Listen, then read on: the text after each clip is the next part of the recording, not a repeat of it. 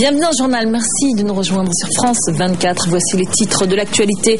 La terre a continué de trembler en Indonésie. Nouvelle réplique ce matin au lendemain d'un séisme qui a particulièrement touché la ville portuaire de Padang sur l'île de Sumatra. Plusieurs centaines de bâtiments sont à terre et l'on redoute des milliers de victimes. Pour la première fois depuis plus d'un an, Téhéran envoie un émissaire à la rencontre des 6 représentants des pays en charge du dossier nucléaire. Mais que peut-on espérer de ces négociations après l'escalade diplomatique de ces dernières semaines? Des éléments de réponse dans ce journal. Enfin, les célébrations en Chine des 60 ans de la République populaire avec des mesures de sécurité exceptionnelles pour éviter toute manifestation hostile au pouvoir. Nous serons en direct de Pékin. On va débuter ce journal sur l'île de Sumatra où notre envoyé spécial vient d'arriver. Cyril Payen, vous êtes en direct. Vous êtes en direct de Padang, cette grande cité portuaire de près d'1 million d'habitants. L'Indonésie aujourd'hui compte ses morts après le tremblement de terre qui pourrait avoir fait des milliers de victimes. Est-ce que vous avez une idée d'un bilan, un bilan précis à nous communiquer ? C'est très très difficile à l'heure où je vous parle, 24 heures après la secousse sismique qui a frappé Padang, cette vaste région de Ouest Sumatra où je me trouve. C'est vrai qu'en tout cas, qu'à mesure que les secours arrivent à déblayer des corps, eh bien le bilan humain s'alourdit considérablement. On a dépassé à l'heure où je vous parle le bilan de 500 morts, comme vous pouvez le prévoir, parce qu'évidemment on pense, vous l'avez dit, que des milliers de gens sont encore coincés sous les débris dans de grandes zones urbaines comme la ville de Padang qui se trouve à 10 km de là où je suis ce soir, où on sait que des centres commerciaux entiers se sont écroulés, des hôtels se sont écroulés, au moins 2 hôpitaux se sont écroulés et une école également qui inquiète beaucoup les services sanitaires. Apparemment, une école s'est écroulée avec des écoliers dedans. Donc évidemment, tout ce bilan est en train de s'alourdir, il est encore extrêmement provisoire et les recherches sont évidemment rendues beaucoup plus difficiles avec la nuit qui est tombée. On peut le voir, la nuit est tombée depuis 2 heures ici à Sumatra. Cyril, comment ont réagi les autorités? Est-ce qu'elles ont rapidement dépêché les moyens nécessaires? Je crois que oui, il y a eu une réponse rapide, surtout si on compare avec d'autres catastrophes naturelles, notamment je pense au tsunami de 2004 qui avait fait 138 000 morts ici, où il y avait eu une petite hésitation de la part des autorités. Là, il est vrai qu'il y a des rotations maintenant incessantes, c'est très très frappant. Depuis 2 ou 3 heures, on voit des avions militaires qui sans cesse atterrissent sur le tarmac de ce petit aéroport de Padang. Donc, je crois que le gouvernement prend vraiment les choses en main, mais la tâche est énorme. Il y a encore beaucoup de zones ici qui sont encore coupées du monde, où les secouristes tentent encore de trouver des vivants. Donc c'est encore extrêmement compliqué. Ça prendra beaucoup de jours encore à venir. Merci Cyril Payen en direct donc de Padang. Merci pour toutes ces informations. Nous vous retrouverons bien sûr dans nos prochaines éditions pour faire un point donc complet sur la situation au lendemain de ce violent séisme. La reprise des pourparlers sur le nucléaire iranien. Les discussions ont lieu à Genève entre l'Iran et le groupe des 6 pays en charge du dossier. Les discussions sont sous tension quelques jours après la révélation de l'existence d'un nouveau site de l'enrichissement de l'uranium en Iran. Les 2 principaux protagonistes sont là. Côté iranien, Saïd Jalili. Et puis au nom des 6 grandes puissances, le négociateur européen Javier Solana. À la veille des discussions, annonce surprise, le président iranien propose qu'un pays tiers fournisse à l'Iran de l'uranium enrichi pour alimenter son réacteur nucléaire.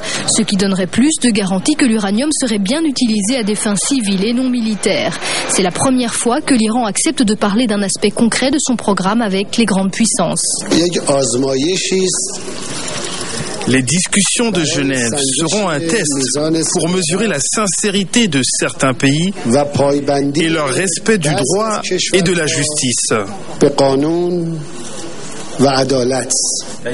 Autre surprise, la venue à Washington du chef de la diplomatie iranienne, Manoucher Mottaki. Même s'il n'y a pas de rencontre prévue avec des responsables américains, c'est une visite exceptionnelle. Les 2 pays n'ont plus de relations diplomatiques depuis 30 ans.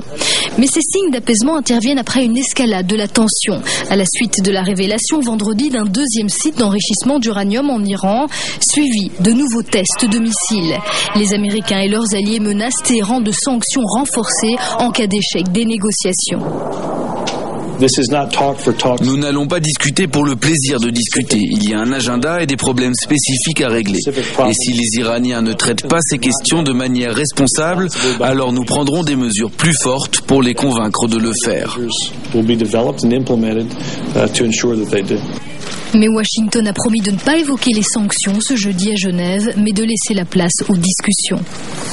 Le lancer de chaussures à la tête des personnalités est-il en passe de devenir le dernier geste à la mode? Un étudiant aujourd'hui en tout cas a lancé son soulier en direction du directeur du FMI, le français Dominique Strauss-Kahn, au cours d'une conférence dans une université d'Istanbul. Il a été immédiatement interpellé. Tokyo, Rio, Chicago ou Madrid, qui organisera les Jeux Olympiques de 2016? Réponse demain à Copenhague, où sont réunis les membres du Comité international olympique. Les dernières 24 heures de lobbying ont été intenses, elles sont intenses, elles se poursuivent, ces heures de lobbying. Le président américain est attendu demain au Danemark pour soutenir sa ville, Chicago bien sûr.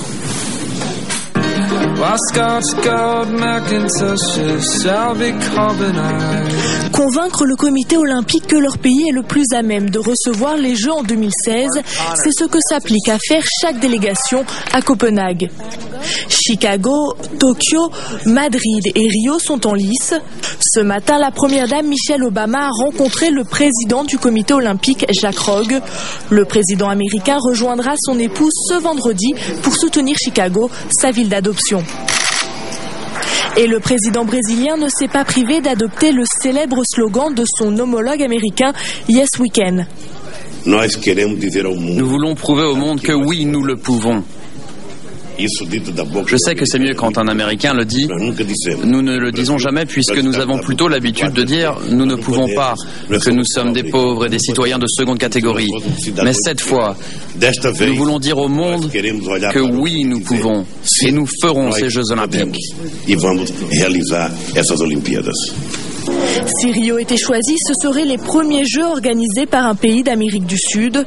De son côté, la délégation japonaise a choisi une position plutôt alarmiste. Elle a affirmé que les Jeux Olympiques de 2016 pourraient être les derniers à cause de la dégradation de l'environnement.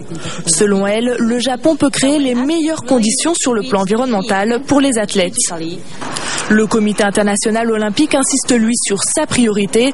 Pour ces Jeux 2016, pas d'extravagance. Les fonds devront être dépensés à bon escient.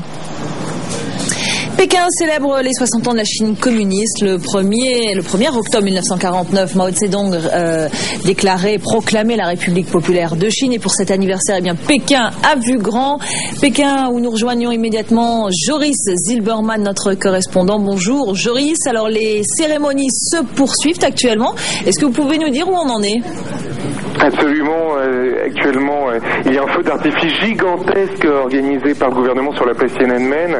Un feu d'artifice qui brûle 2 fois plus de matériel que celui de la cérémonie d'ouverture des Jeux Olympiques de Pékin l'année dernière. Et ce n'est pas un hasard, le réalisateur Zhang Yimou, qui avait mis en scène cette cérémonie d'ouverture, eh bien c'est encore lui qui co-dirige le feu d'artifice de ce 1er octobre.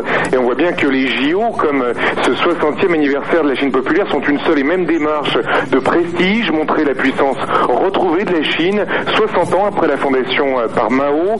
Ce jeudi matin, pour la parade militaire, Pékin a non seulement montré ses muscles en sortant de nouvelles armes comme ces missiles nucléaires capables d'atteindre les États-Unis, mais Pékin a aussi insisté encore une fois sur les réalisations du Parti communiste qui a ramené le progrès économique dans le pays. Un message largement brouillé pour les Pékinois qui n'ont pas été invités à la fête.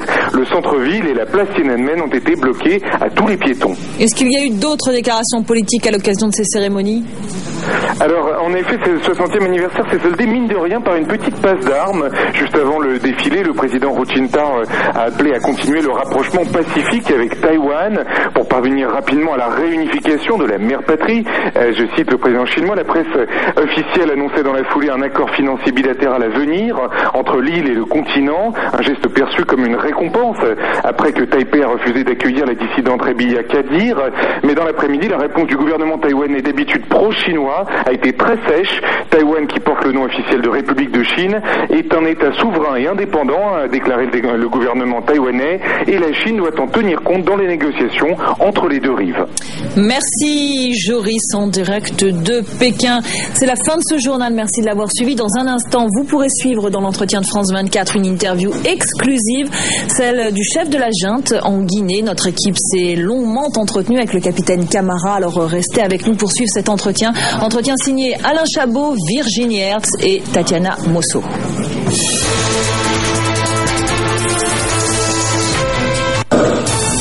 Paris Direct.